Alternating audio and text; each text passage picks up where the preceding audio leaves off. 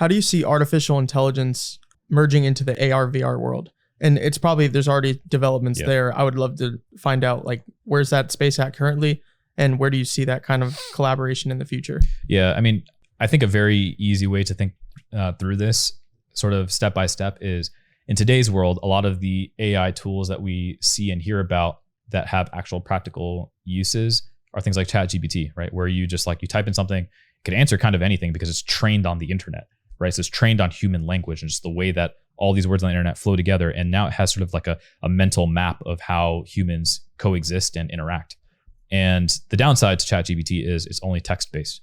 So you're not like, it doesn't see anything. It doesn't go and do anything. It's just like, all it can really do is just like listen and then respond.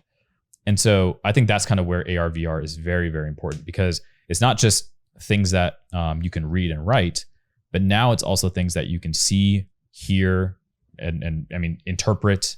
There's just a lot of different things that you can do with AR VR that you can then feed into something like a ChatGPT. And so ChatGPT is what they call an LLM, or a large language model.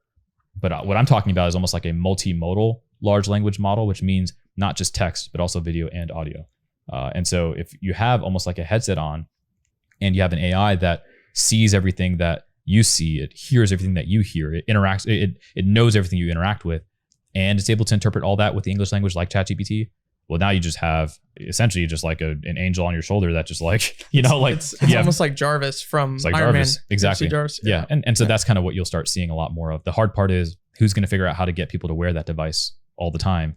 I think that's kind of what Google Glass was trying to do, but they just terrible execution. And AI wasn't nearly as advanced back then as it is now. But the convergence of a lot of these things, people are starting to realize a lot of this. And a third category that is actually pretty funny, because we've only seen this in movies, but a third category that's starting to emerge is humanoid bipedal robots, human-shaped robots, like the Tesla bot, if you ever heard of that, or another company called Figure, who just raised $70 million.